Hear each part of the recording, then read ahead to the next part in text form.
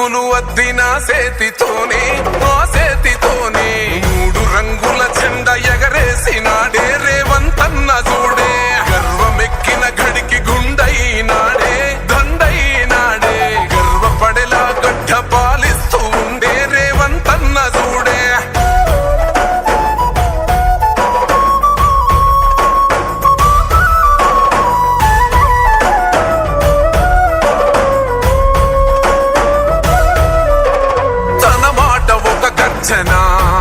వెయ్యలేడెవడు రాంచనా లొంగలేదెప్పుడు ఏ మార్చినా పేద బతుకులనే ఓదార్చెనా ఎలిగేటి తెలంగాణకే అదిగో మొలిసిండురా తూర్పునా ఈ సీకటైన బతుకులో వెలుగు తెచ్చిండురా మార్పునా అరే కోపాన రుద్రుడు సహనాన రాముడు పాలిస్తూ ఉన్నాడు అదిగో రేవంతుడు రంగులు అద్దిన సేతితోనే ఆ సేతితోనే 3 రంగుల జెండా ఎగరేసినాడే రేవంతన్న చూడే గర్వమెక్కిన గడికి గుండైనాడే దండైనాడే గర్వపడేలా గడ్డ పాలిస్తూ ఉండే రేవంతన్న చూడే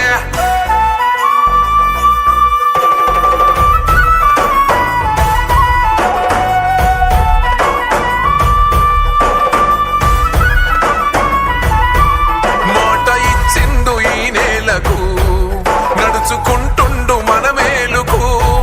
మరిచిపోయిండు కంటి కొనుకు మారాలంటూ పేద బతుకు ఈ నేల తలవాలని తన వంతుగా చేసిన మంచిని తన గురుతు నిలవాలని నిరుపేద బతుకుల్లో వెలగాలని అరే భవిష్యత్తు నగరాన్ని నిర్మించే మహారాజు మన కలల తీరాన్ని చేర్చునే ఒక రోజు రంగులు అద్దిన సేతితోనే ఆ సేతితోనే 3 రంగుల జెండా ఎగరేసినాడే రేవంతన్న చూడే గర్వమెక్కిన గడికి గుండైనాడే దండైనాడే గర్వపడేలా గడ్డ పాలిస్తూ ఉండే రేవంతన్న చూడే పాలమూరు జిల్లాల కొండరెడ్డిపల్లె కొండరెడ్డిపల్లెలో కొన్నదొక తల్లి పాలమూరు జిల్లాల కొండరెడ్డిపల్లె కొండరెడ్డిపల్లెలో కొన్నదొక తల్లి పాలల్లో పౌరుషం పోసినాదో పెద్ద పులిలాగా ఖాండ్రించి లేసినాడే పోరు కథలన్నీ సిననాడు చెప్పినాదో పోరు మీద తన పోరును నడిపినాడే హరణిపై నినదించి తప్పునే ఎదిరించి బెదిరించి నిలదీసినాడే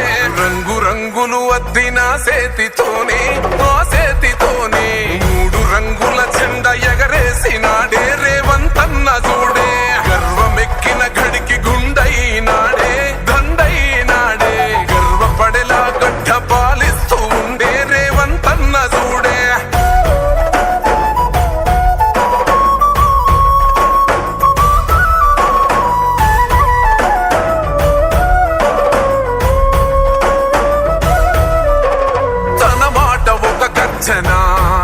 వెయ్యలేడెవడు రాంచనా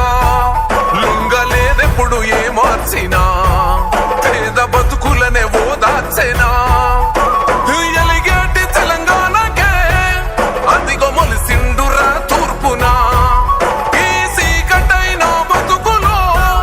వెలుగు తెచ్చిండురా మార్పునా అరే కోపాన రుద్రుడు సహనాన రాముడు పాలిస్తూ ఉన్నాడు అదిగో ఒక అంశాన్ని నేను ప్రత్యేకంగా ప్రస్తావించదలుచుకున్నా. తెలంగాణ ఉద్యమ చరిత్ర తెలిసిన ప్రతి ఒక్కరికి